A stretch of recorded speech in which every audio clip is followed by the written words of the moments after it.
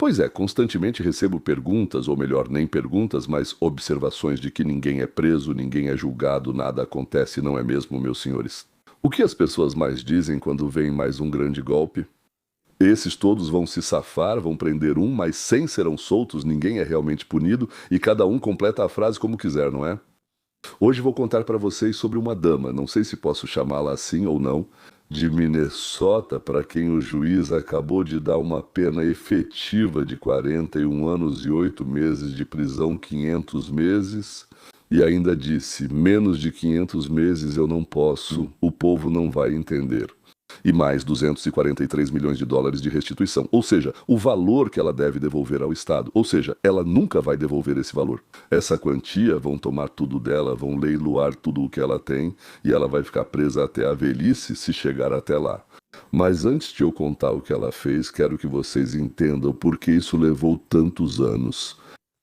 Esses ainda são casos da época da Covid. A Covid já passou faz tempo, mas as sentenças só saíram agora. Por quê? Por que a justiça americana é tão lenta? E os pais fundadores da América tinham mais medo do Estado do que dos criminosos. Eu, aliás, também. Muito mais medo. Eles tinham acabado de se libertar da coroa e sabiam por experiência própria como o poder pode prender uma pessoa e, digamos, inventar uma acusação do nada, certo? Isso assusta mais que um ladrão no beco.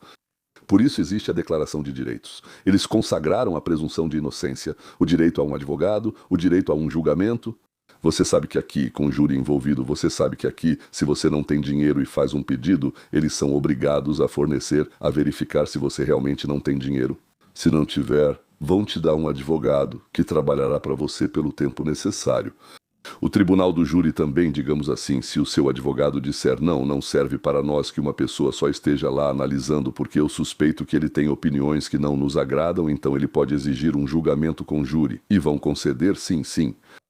Proteção contra busca injustificada. Tenta só, por exemplo, um policial chegar até você e dizer: eu quero revistar seu carro. Você diz para ele: tá maluco, Vácia? Você tem um mandado? Tem, né? Proibição de duplo julgamento pelo mesmo fato. Se já foi julgado por esse motivo, só pode haver novo julgamento se surgir prova ou fato totalmente novo que contradiga o anterior. Proibição de autoincriminação. Você não pode admitir algo e ser preso imediatamente. Não funciona assim. Não, ainda assim é preciso passar pelo julgamento e provar que foi você quem fez, mesmo quando você, digamos assim, confessou, certo? Existe o promotor, ele precisa convencer. Ou seja, o promotor precisa convencer 12 pessoas aleatórias, e não em 51%, mas de forma que elas não tenham nenhuma dúvida. Se restar qualquer dúvida, absolvem. Isso é feito de propósito, de forma tão complexa, inconveniente, propositalmente lenta e cara, porque o preço do erro no sentido contrário é prender um inocente. Mesmo assim ainda acontece. Mas bem, estamos todos nas mãos de Deus, certo? Mas ainda assim, para uma sociedade livre, é pior prender um inocente do que soltar um culpado. William Blackstone, jurista inglês, cujas palestras foram lidas por todos os pais fundadores americanos, expressou isso assim: é melhor que 10 culpados sejam libertados do que um inocente. Bem, vocês podem completar o resto. E esse é o preço dessa proteção, aquilo de ser devagar, caro, inconveniente. Agora, eu quero dizer sobre o caso do qual estou falando. A organização se chamava Feeding Our Future, ou seja, alimentando o futuro das nossas crianças. Em 2022 foi apresentada uma acusação. Demoraram para reunir as provas. Apresentaram a acusação e o julgamento da principal figura durou 6 semanas. Os jurados deliberaram por apenas 5 horas, muito rápido. Isso é muito rápido para os jurados. E deram o veredito de culpa em março de 25 e só agora, em maio de 26, saiu a sentença. Do primeiro mandado até a sentença foram mais de 4 anos e isso é considerado rápido. Quem é essa Emily Bock, de 45 anos, sobre quem, sabe, toda essa confusão gira em torno e tipo 250 milhões de dólares de prejuízo? Ela liderava uma organização em Minnesota, ou seja, não vamos chamar de empresa, foi criada não com o objetivo, digamos assim, de obter lucro. Uma ONG, com um nome que até soa engraçado, Alimentando o Nosso Futuro, né? A organização era considerada uma intermediária entre o Programa Federal de Alimentação Escolar e a rede de parceiros no estado. Na pandemia de Covid, o programa cresceu rápido, o dinheiro subiu bastante e as fiscalizações caíram. Muito dinheiro, pouca fiscalização, uma receita muito ruim. Bock construiu tudo em torno disso, uma indústria inteira. Um cara talentoso, né? Os parceiros apresentavam relatórios sobre milhares de crianças alimentadas, mas a maioria dessas crianças só existia nas planilhas do Excel, ou seja, só o dinheiro era real. Não tinha criança, mas o dinheiro era de verdade. O valor total, como eu disse, é cerca de 250 milhões de dólares. O Ministério da Justiça oficialmente chamou isso de o maior esquema único de fraude relacionada à Covid. Bem, houve outros grandes, digamos assim, conspirações nacionais, sim, amigos de vários grupos de pessoas, alguém organizou tudo isso. Este é o maior caso individual. Ela também é recordista. Quem mais está envolvido além dela? É aqui que começa a parte mais interessante. Por isso afirmo que ela tinha ligação com o poder. Não é suposição minha. Está nos materiais do processo e nas audiências do Comitê de Supervisão da Câmara dos Representantes. O Departamento de Educação de Minnesota, esse é o estado de Minnesota, recebeu, durante o período de atuação, digamos assim, bem lá, eles têm pessoas que fazem a fiscalização, que por algum motivo são chamadas de comissários, então recebeu 30 reclamações sobre essa organização e realizou apenas uma inspeção, mais uma vez. O Departamento de Educação de Minnesota recebeu, das pessoas que eles mesmos designaram para fiscalizar, 30 reclamações e realizou apenas uma inspeção. Quando finalmente suspendeu os pagamentos, a administração do governador, de repente, do nada, os retomou voluntariamente, sem decisão judicial. Walz depois vai dizer direto para a câmera, sim, que o tribunal supostamente o obrigou, que foi o tribunal que o obrigou. E o juiz que cuidou disso disse que isso é uma mentira completa, absolutamente. Depois ele escreveu um comunicado oficial. Ninguém obrigou ninguém. O que é isso, pessoal? Vocês acham que eu bati a cabeça ou caí de cabeça no chão? Depois, o procurador-geral do estado, Keith Ellison, esse é um verdadeiro vigarista. Eles o elegeram procurador-geral, ou seja, as eleições estão ocorrendo lá. Ele já era conhecido como um canalha absolutamente impressionante, ladrão, uma criatura desprezível, mas foi eleito porque eles o amam não só por isso. Nos materiais do processo há uma gravação de áudio em que uma pessoa ligada a todo esse esquema, sim, oferece uma doação para a campanha de Ellison. Em troca de bem, vocês desbloqueiam o financiamento para nós e nós mandamos um dinheirinho para vocês. E Ellison nega tudo e diz que, meu Deus, ela está fazendo turnê pela mídia para transferir a culpa. Não foi Deus quem falou, é só uma gravação. Uma gravação, um áudio. Alguém desses bandidos, esses ladrões que vieram até ele, gravaram tudo isso por precaução, embora tanto ele quanto eles tenham jurado que não iriam gravar. Agora, eles também têm aquela famosa, já conhecida por vocês, congressista Ilhan Omar. Ela é da Somália. De acordo com as investigações, ela recebeu doações de vários réus no caso daquele Feeding Our Future. A própria Bock disse em entrevista que os líderes políticos acompanhavam como o Ministério da Educação lidava com o Feeding Our Future e não escondiam que usavam essa organização para. E ela mesma disse, sim, claro, nós pressionamos os burocratas que tentaram parar o esquema e pressionamos através da chefia, ou seja, porque a chefia. Por algum motivo esse esquema precisava continuar. No círculo próximo dela aparece o prefeito de Minneapolis chamado Jacob Frey. Um homem muito interessante. Então, quando cerca de 6 anos atrás lá lá morreu um negro, um bandido, ele era um bandido, por assim dizer, que tinha usado fentanil. Ele morreu literalmente nas mãos do policial que tentou detê-lo enquanto se debatia e o policial o pressionava. E por isso então disseram que o policial matou, que o policial branco matou o negro. Esse tal de Jacob Frey, eles, os democratas, juntaram dinheiro para fazer um caixão de ouro. Fizeram um caixão de ouro para esse bandido, ele é conhecido. Da última vez, ele foi condenado porque colocou uma faca na barriga de uma mulher grávida e disse que, se ela não entregasse a carteira, ele ia esfaquear o bebê dela ali na barriga. Um bom sujeito, né? Então esse é o Floyd e esse é o Jacob Frey. Ele caminhava atrás do caixão, segurando-o com a mão direita, a esquerda para baixo, cabeça baixa, e ele chorava.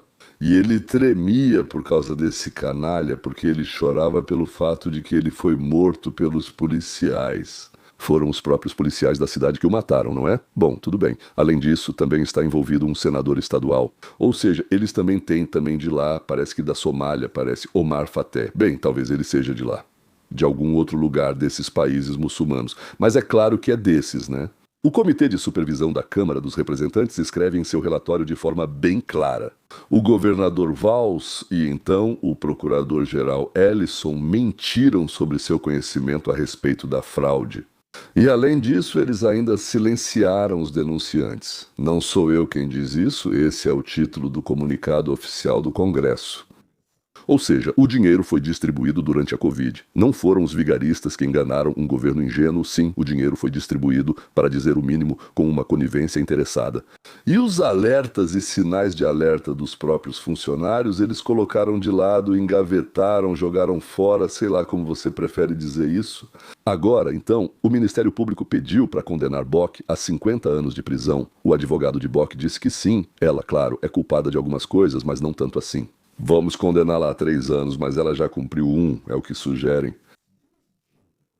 A juíza, então, Nancy Brazel, ouvindo ambos os lados, disse que menos, como eu já disse para vocês, menos de 500 meses não seria justo em relação aos cidadãos de Minnesota, que ela chamou de vítimas. Bem, pelo que entendi, ela somou uma coisa com a outra, calculou alguma coisa, hesitou, e 500 meses resultaram em 41 anos e 8 meses. Agora, claro, a próxima pergunta. E o que vem depois? Agora, então, o principal. No caso desse próprio Feeding Our Future, ou seja, alimentando o nosso futuro, 79 pessoas foram acusadas. Não são aquelas pessoas que carregavam caixas, consertavam portas ou limpavam banheiros. Não, são aquelas pessoas que participaram do roubo.